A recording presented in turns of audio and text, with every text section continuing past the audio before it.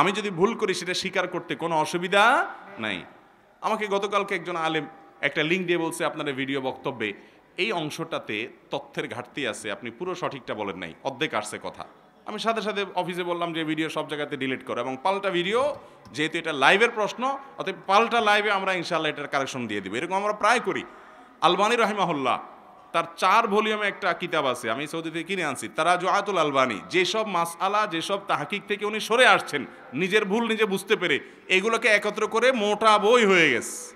আর আমরা কোনো বিষয়ে যদি তর্ক করি, আমার ভুলটা বুঝতেও পারি, তারপরেও তর্ক করে ঠেলে নিয়ে যায় ভুল বুঝার পরও। এটা মুসলমানের চরিত্র না। মুসলমান হলো সাথে সাথে স্বীকার করবে, ও সরি আমি ভুলে ছিলাম, আলহামদুলিল্লাহ আপনারটাই সঠিক। এটা হলো মুসলমানের চরিত্র। ওই যে বললাম, আখলাক সবচেয়ে বেশি ওজনী আমল হবে মিজানের পাল্লায়। অতএব আখলাক ভালো করবো তো ইনশাআল্লাহ।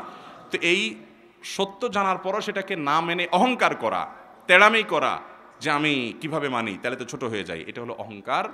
আর মানুষকে তুচ্ছ মনে করা হলো অহংকার। কাউকে তুচ্ছ মনে করবে না। ইমানদার মনে করবে যে আমি আল্লাহর কাছে কোন জায়গায় দাঁড়িয়ে আছে আমার আমল আমি জানি না, অতএব যাকে আমি ছোট মনে করছি হতে পারে সে আল্লাহর কাছে অনেক প্রিয়, কাউকে তুচ্ছ মনে করব না। অহংকার হলো বাতারুল হাক্কি ওয়া গামতুন নাস, সত্যকে অস্বীকার করা আর মানুষকে তুচ্ছ মনে করা, মানুষকে দমায় রাখা, মানুষকে তুচ্ছ মনে করা, হেয় মনে করা, ছোট মনে করা, নিজেকে বড় মনে করা, এটাই অহংকার।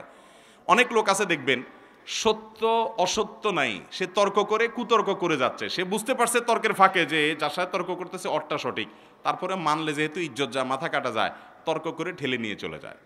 আছে না নাই? এটা অহংকারের কারণে হয়। বিনয়ী মানুষ সঙ্গে সঙ্গে বলবে, হ্যাঁ সরি আমি ভুল করেছি, তোমারটা আমি স্বীকার করে নিয়েছি। এটা হলো বিনয়ী মানুষ। ওই যে বললাম আখলাক সবচেয়ে ওজনী, এটা হলো আখলাকের পয়েন্ট, যে আমি বিনয়ী হব, আমি অহংকারী হব না।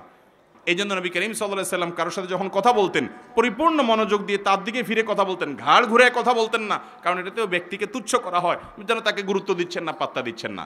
ইমানদার প্রত্যেকটা মানুষকে গুরুত্ব দিব, যে তার আখলাক সুন্দর হবে, তার আচরণ সুন্দর হবে, সবার কাছে সে প্রিয় হবে, আল্লাহর কাছেও প্রিয় হবে। এই জন্য অহংকারী মানুষ এই মানুষকে তুচ্ছ মনে করে এবং সত্যকে অস্বীকার করে।